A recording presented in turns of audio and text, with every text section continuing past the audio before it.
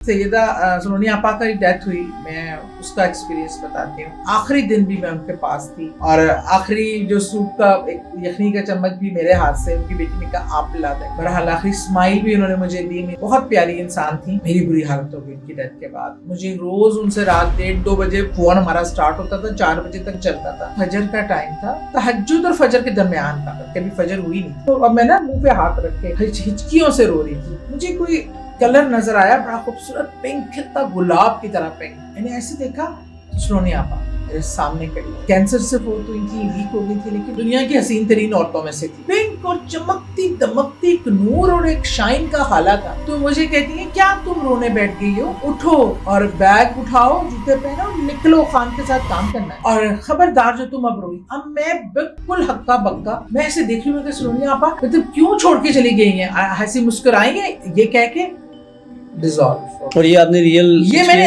सोते हुए नहीं, जागती आंखों से अपने होश हवास में देखा।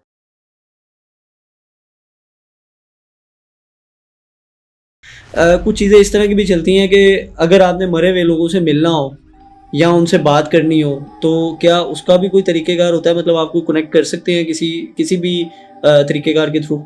देखिए जब अल्लाह ताला चाहे ना तो कनेक्ट हो सकता है। ख्वाब भी कनेक्शन का जरिया।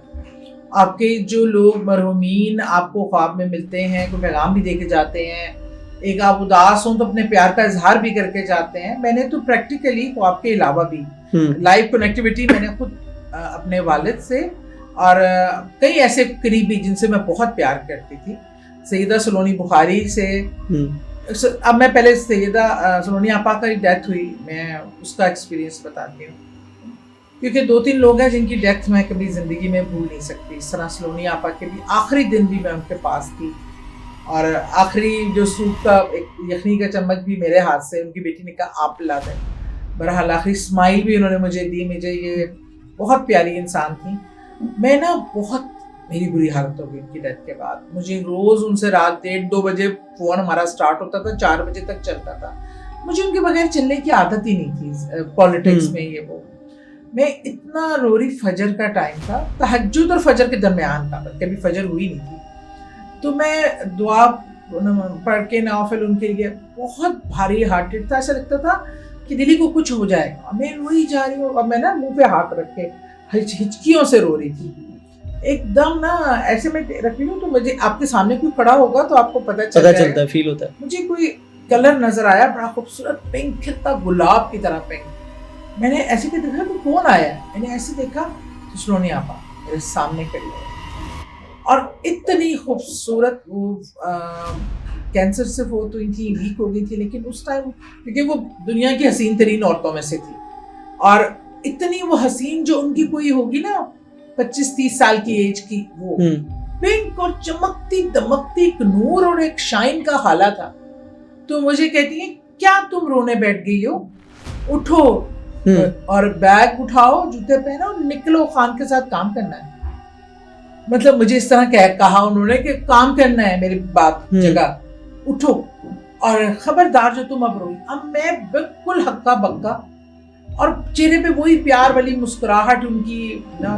मैं ऐसे देख रही हूँ कि सलोनी आपा मतलब क्यों छोड़ के चली गई हैं, हंसी मुस्कुराएंगे ये कह के डिसॉल्व। और ये आपने रियल ये मैंने सोते हुए नहीं, जागती आंखों से अपने होश हवास में देखा। इसी तरह मेरे वालिद साहब का, क्योंकि वालिद साहब के बाद मेरी जिंदगी का इज़्मा है, तब अब्बू मेरे जिंदगी का सबसे बड़ी मोहब्बत इश्क है। और मैं ऐसी बेड पे नींद दराज थी और बिल्कुल मेरा दिल चाहता था मैं किसी से बात ही ना करूं, देखूं भी ना, बस खामोश रोती रहती थी।